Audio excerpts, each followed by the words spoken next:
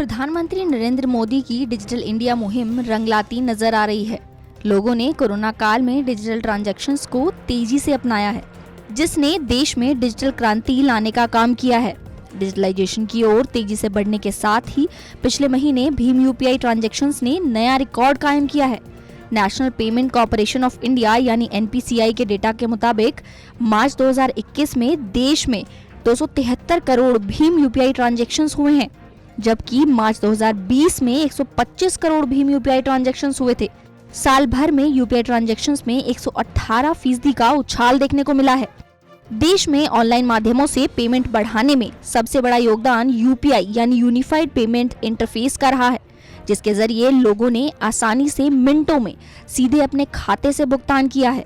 NPCI के data के मुताबिक मार्च 2021 में भीम यूपीआई के जरिए 5,04,886 करोड़ रुपए के लेन देन हुए हैं, जबकि मार्च 2020 में 2,06,462 करोड़ रुपए के लेन देन यूपीआई के जरिए हुए थे, जिसका मतलब साफ है कि पिछले साल के मुकाबले इस साल भीम यूपीआई के जरिए दोगुने से भी ज्यादा पैसों का लेन देन हुआ है।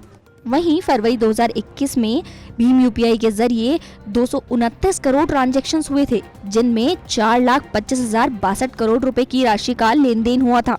भीम यूपीआई के जरिए बढ़ती पेमेंट से लोगों का सेफ ऑनलाइन पेमेंट सर्विस की तरफ बढ़ता रुझान साफ देखा जा सकता है। इसके साथ ही लोगों ने बाकी पेमेंट्स मोड का कितना इस्तेमाल किया है, चलिए ये भी बता देते हैं। मार्च 2021 में आईएमपीएस के साथ रियल टाइम सेटलमेंट के जरिए 36.31 करोड़ ट्रांजैक्शंस हुए। इसमें 3,27,234 करोड़ रुपए का लेन देन हुआ। वहीं भारत बिल पे के जरिए 3.52 करोड़ ट्रांजैक्शंस हुए, जिनमें 5,195 करोड़ रुपए का लेन देन हुआ। इसके अलावा फास्टैग के जरिए 19.32 करोड़ ट्रांजैक्शंस हुए, जिसमें 3,086 करोड़ रुपए का लेन देन हुआ। बता दें कि हाल ही में सरकार ने देश के नेशनल हाईवेज को जाम रहित बनाने और ऑनलाइन पेमेंट मोड्स को बढ़ावा देने के मकसद से पूरे देश के नेशनल हाईवेज पर फास्टैग को अनिवार्य कर दिया है।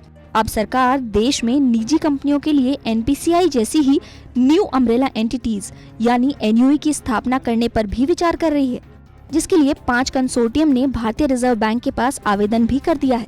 ये सभी कंसोर्टियम एनपीसीआई जैसे पेमेंट सिस्टम इंफ्रास्ट्रक्चर तैयार करेंगे। अभी इस सेगमेंट में एनपीसीआई का एकाधिकार है, यानी एनपीसीआई अकेले काम करती है, लेकिन प्राइवेट कंपनियों के आने से एनपीसीआई का एकाधिकार खत्म होगा।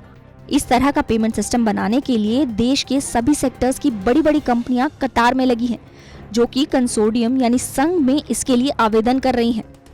इसमें पहला consortium Axis bank, ICICI bank, Amazon, Visa, Pine Labs और बिलडेस्क का है। वहीं दूसरा टाटा ग्रुप की कंपनी फरबाइन, Kotak bank, HDFC bank, Airtel digital, Flipkart, Mastercard और पेयू का है। वहीं तीसरा आवेदन Paytm, Ola financial, EPS, IndusInd bank, Centrum finance और जीटा पे की तरफ से आया है। वहीं चौथा आवेदन रिलायंस जियो और इन्फीबीम की कंपनी सोहम भारत ने किया है, जबकि 5वें में इंडियन पोस्ट पेमेंट बैंक और रेजर पे का नाम शामिल है। इसके लिए आवेदन करने की आखिरी तारीख 31 मार्च 2021 रखी गई थी। बता दें कि फिलहाल RuPay, UPI, national automated clearing house समेत सभी प्रकार की रिटेल पेमेंट सेवाओं के लिए एनपीसीआई अम्ब्रेला एंटिटी के तौर पर काम कर रही है, लेकिन सरकार इसका दूसरा विकल्प तलाश रही है, जिससे देश का ऑनलाइन पेमेंट सिस्टम और मजबूत और बेहतर बन सके।